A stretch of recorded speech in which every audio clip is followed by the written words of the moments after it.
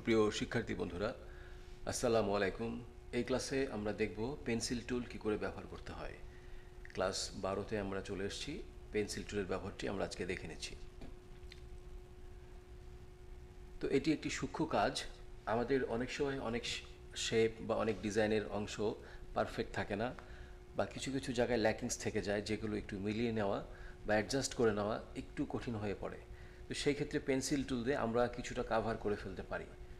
তো সেই হিসাবে আমি একটি ডিজাইন দেখছি। আচ্ছা, ধরুন আমার এই অংশটি একটু গ্যাপ আছে, আমি এখানে একটি শেপ দিতে চাচ্ছি। সাধারণ মানের এরকম ধরনের শেপ নিলে আমার এটি মিলবে না। সেক্ষেত্রে আমি দেখি আমার পেন্সিল টুল দিয়ে কিছুটা কাভার করা যায় কি না। তো এখানে পেন্সিল টুল আছে, পেন্সিল টুল, কিবোর্ড শর্টকাট এন। এটি হাতে ধরেই কাজ করতে হবে।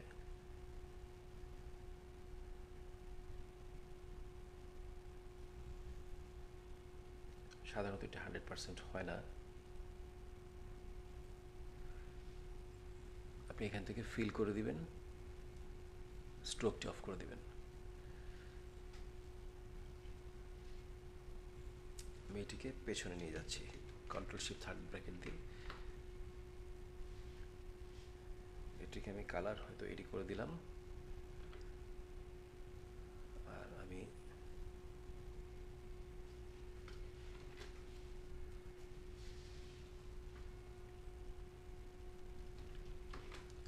ফন্টের কালারটি চেঞ্জ করে দিচ্ছি একটু আনগ্রুপ করে করে, তাহলে বোঝার সুবিধা হবে।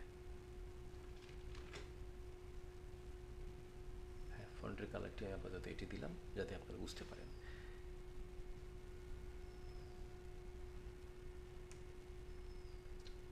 ডিরেক্ট সিলেকশন টুল দিয়ে কর্নারটি একটু আমি কার্ভ করে দিচ্ছি। কিবোর্ড শর্টকাট এ প্রেস করলে ডিরেক্ট সিলেকশন টুল চলে আসবে।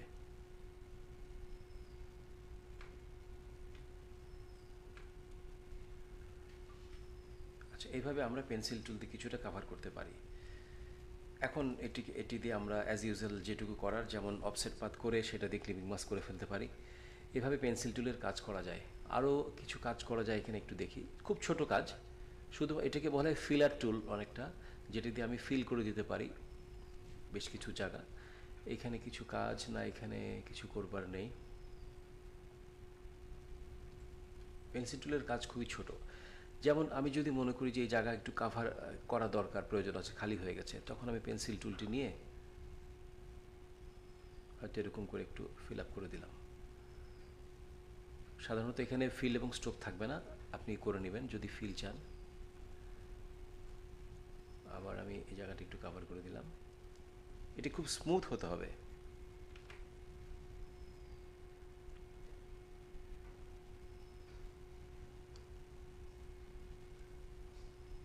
তো পেন টুলের শুধু এই কাজটি নয়, এরকম অসংখ্য কাজ আছে পেন টুলের।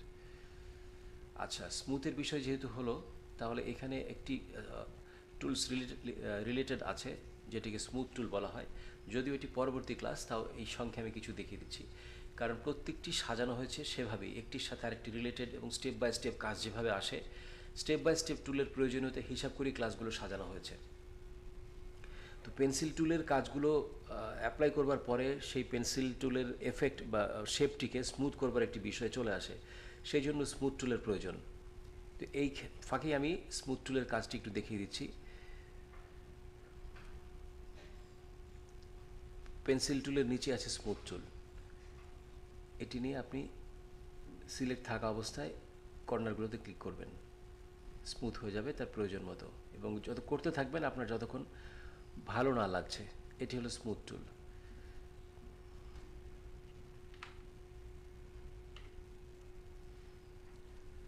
আচ্ছা, eyedropper tool, keyboard shortcut I দিয়ে আমি কালারটি চেঞ্জ করে নিলাম।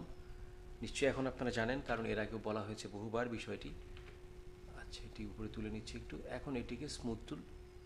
এখন একটি বিষয় হলো, স্মুথ টুল যদি সিলেক্ট না থাকে, বা আমার যে কোনো ধরনের টুল যদি সিলেক্ট থাকে, আপনি এটিকে সিলেক্ট করে স্মুথ টুল সিলেক্ট করলে কিন্তু সাধারণত, ধরুন এটি সিলেক্ট আছে, আমি স্মুথ টুল চাচ্ছি, আপনি এটি সিলেক্ট করে যদি স্মুথ টুল সিলেক্ট করেন, এটি ডিসিলেক্ট হয়ে যাবে। তো চিন্তার কারণ নেই, এটি সিলেক্ট করে এগেইন স্মুথ টুল সিলেক্ট করে আপনি যে কর্নারে চাচ্ছেন সে কর্নারে ক্লিক করে একটু ড্র্যাগ করবেন, একটু ড্র্যাগ, ক্লিক করে হালকা ড্র্যাগ, বেশি ড্র্যাগ করলে আবার অনেক বেশি হয়ে যাবে। এটি সাধারণত ধরে ধরে করতে হয়, আপনার প্রয়োজন মতো আপনি করবেন। স্মুথ টুলের কাজ এটি।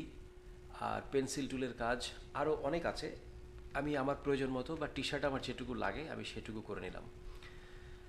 মূলত পেন্সিল টুল হচ্ছে একটি ড্রয়িং টুল, আর্টিস্টরা খুব ভালো কাজ করে। আমাদের যারা আর্টিস্ট আমরা না, স্পেশালি আমি নিজেও আর্টিস্ট না, স্কেচ আর্টিস্ট বা ড্রয়িং আর্টিস্ট না, তো তাদের হাতে অনেক বেশি ভালো হয় এটি। আমরা প্র্যাকটিস করতে করতে এটিকে আমরা আমাদের আয়ত্তে নিয়ে আসবো। তবে এটি যে একেবারেই 100% আপনার প্রতিটি ডিজাইনে লাগছে নট দ্যাট, কখনো কখনো কোনো ডিজাইনে লাগতে পারে, তখন যাতে বিপদে না পড়েন সেই জন্য পেন্সিল টুলটি দেখিয়ে দিলাম। স্মুথ টুলটি প্রায়শই লাগে স্মুথ করতে, যে কোনো শেপ, যে কোনো অড শেপ বা যেগুলোর একটু কর্নার বের হয়ে আছে বেশি, সেই কর্নারগুলোকে স্মুথ করার জন্য স্মুথ টুলটি লাগে। তো পেন্সিল টুল এবং স্মুথ টুলের এই হচ্ছে কাজ।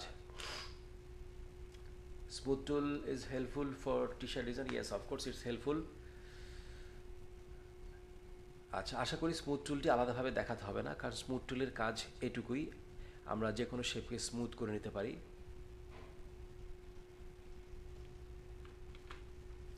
আমি এখানে একটু দেখিয়ে দিচ্ছি। ধরুন পেন টুল দিয়ে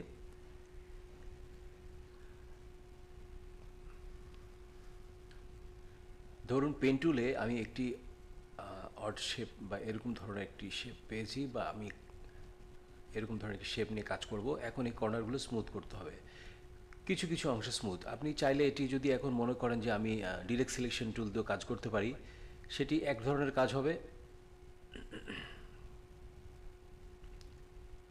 আর স্মুথ টুল দিয়ে করলে আরেক ধরনের কাজ হবে।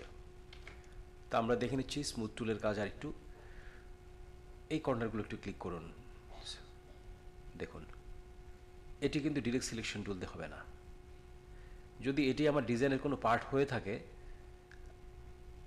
এবং এটিকে স্মুথ কিছুটা করে নিতে হবে, তখন আমি মুভ টুল দিয়ে এইভাবে প্রতিটি পয়েন্টের উপরে ক্লিক করে করে স্মুথ করে নিতে পারবো আমার প্রয়োজন মতো। এটি হলো স্মুথ টুলের কাজ। তো অবভিয়াসলি একটি নির্দিষ্ট কোনো শেপের উপরে এটি আসলে করে দেখানো যায় না, কারণ আমার কখন কোন শেপ কোথায় লাগবে তখন আমি স্মুথ টুল ইউজ করব, এটা সেই সময় ভালো ব্যবহার বোঝানো যায়। তাছাড়া স্মুথ টুলের ব্যবহার এভাবেই দেখানো ছাড়া আপাতত উপায় দেখছি না আমি, তো তবু দেখিয়ে দিলাম আপনাদেরকে। নেক্সটে আমরা যখন কোনো ডিজাইনে এটির প্রয়োগ পাবো, আমরা অবশ্যই এটির প্রয়োগ দেখে নেব। এর পরবর্তীতে ডিজাইন করতে যেও যদি আপনাদের সমস্যার সম্মুখীন হন আপনারা কখনো বা সমস্যায় পড়ে যান, তখন আমরা তো আছেই, আমরা বলিয়ে দিচ্ছি, আমরা লাইফ টাইম সাপোর্ট আপনাদের সাথে থাকবো।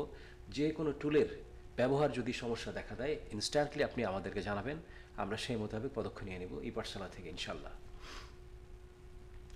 আচ্ছা, এখন আরেকটি দেখছি, ধরে নিচ্ছি এখানে আমি যদি স্মুথ টুলে একটু কাজ করতে চাই, তো এটিকে গ্রুপ না করি, আমি আনগ্রুপ না করি, ডবল ক্লিক করলাম, ফ্ল্যাগ, এটি হ্যাঁ ফ্ল্যাগটি সিলেক্ট হলো।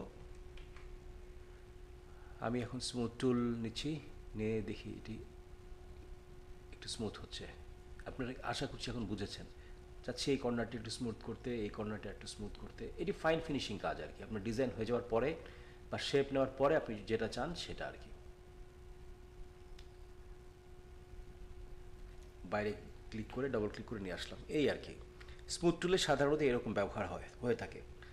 তাহলে আমরা পেন্সিল টুল দেখলাম, যে কোনো জায়গায় ফিল করতে হলে বা ছোট্ট কোনো শেপ নিয়ে জায়গাটি যদি আমরা ফিল করে দিতে চাই, ভরাট করে দিতে চাই, সেই ক্ষেত্রে পেন্সিল টুল নিতে হবে, পেন্সিল টুলের ব্যবহার নিতে হবে, এবং পেন্সিল টুলের সেই শেপগুলো নেওয়ার পরে যদি সেটিকে স্মুথ করবার প্রয়োজন হয় তাহলেই আমরা স্মুথ টুল দিয়ে কাজ করে থাকবো।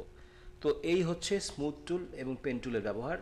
দুটো ক্লাস একসাথে করে দিলাম বিকজ অফ দুটো রিলেটেড, একটি করবার পরে আরেকটি প্রয়োজন হয়, দুটো আলাদা করলে খুবই ছোট হয়ে যেত, সেই জন্য দুটোকে আমি একসাথেই করে দিলাম, পেন্সিল টুল এবং স্মুথ টুল। তো আশা করছি শিক্ষার্থী বন্ধুরা আপনারা উপকৃত হবেন এবং আমাদের সাথেই থাকুন।